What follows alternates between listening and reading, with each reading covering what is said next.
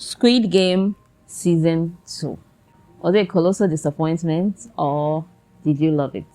I loved it. Doesn't love Squid Game, please. Let me see your face. Come and show your face to me right now. And tell me the reason why you don't love it right now. Just start typing in the comment section. I don't like it because of this, because of that.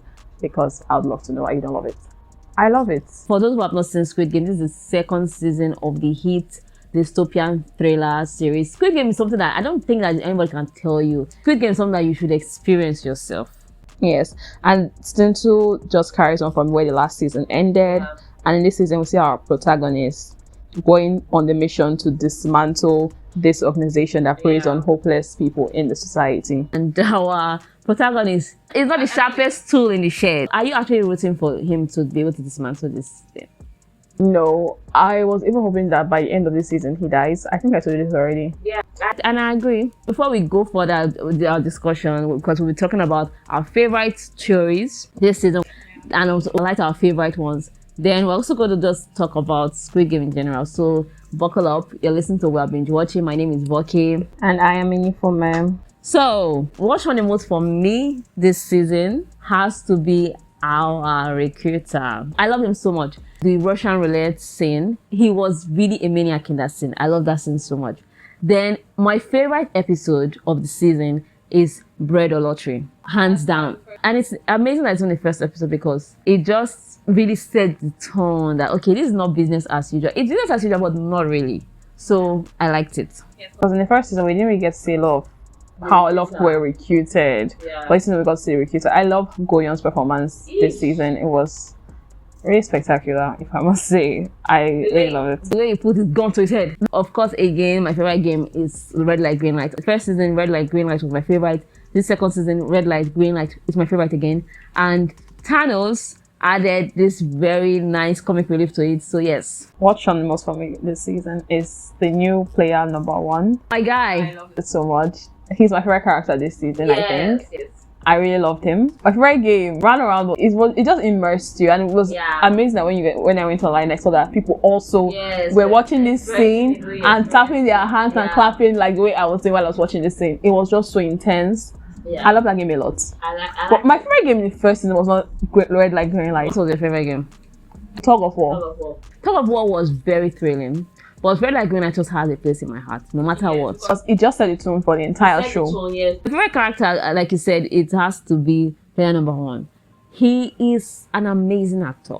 And there are so many theories, beautiful theories about this character that we'll get to very soon. Another person that had my heart is Thanos, played by T.O.P. I like Thanos, and Thanos is one character I really rooted for. It made sense that he died that way, but because I was rooting for him, he should have just died in a game. Let him know that, okay, yes, I was doing something else. I was okay with the way Thanos died. He's one character that really surprised me because usually when you see these characters, they're going to be bullies. He's just really easy breezy and just wants to leave. There are a lot of theories. What's your favorite theory so far? I think the wildest one has to be the one of the front man being player number 1's son from the previous season. That is the one that I think makes most sense from all the theories I've been seeing flying around online. Well done to fellow creators who just keep on bringing these stories. We're just like, okay, yes, well, no, really. Well done to all of you just decoding and everything. And this one makes a lot of sense because remember that the number 1 in season 1, the old man, mentioned that his son doesn't like milk. Then now in season 2, player 1 is saying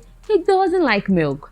And it could just be a coincidence, though. It's not a coincidence. As long as they added that bit, I don't think it's going to be a coincidence at all. I think that it makes so much sense.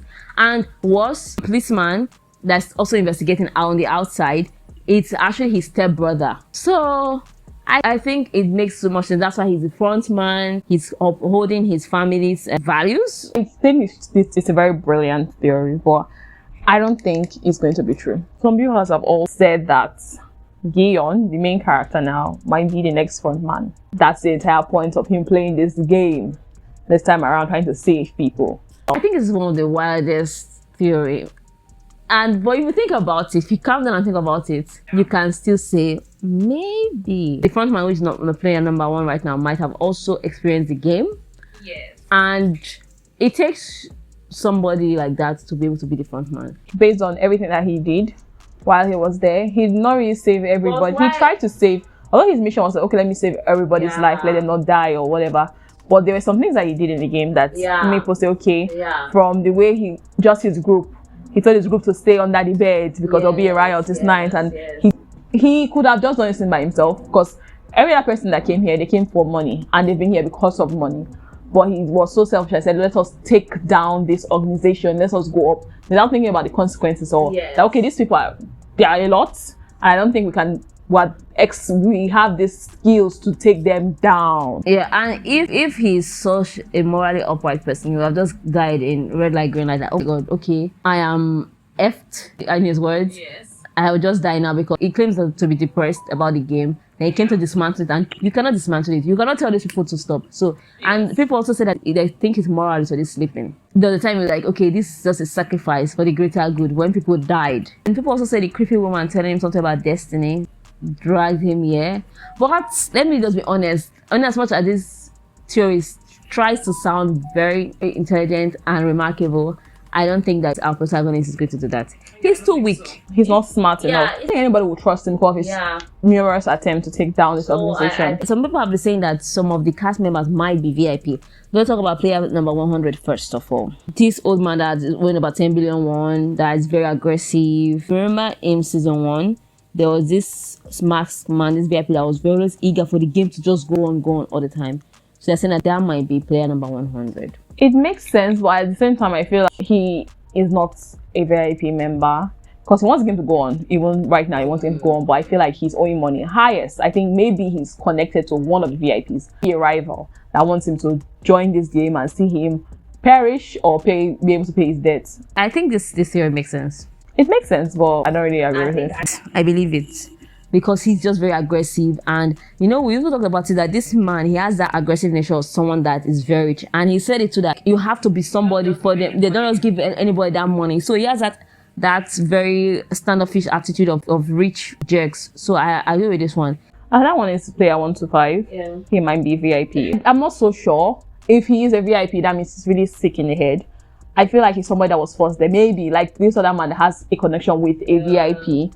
Maybe his father said, go into this, let me toughen you up, because he's just so scared of everything, of people, even though you are there to make money like other people. I'm not really sure. I agree with this one that he might be VIP too, because he's such a, like people say online now, he's such a baby girl. You look like a rich kid. That's what I said to myself. Like, he has conveniently been going through the games as well. He's that kind of person that is supposed to die easily. And he's just so scared. I might tap into you saying that maybe his father sent him into the game to just toughen him up. Speculations about VIPs being in the game, I think it makes sense to me.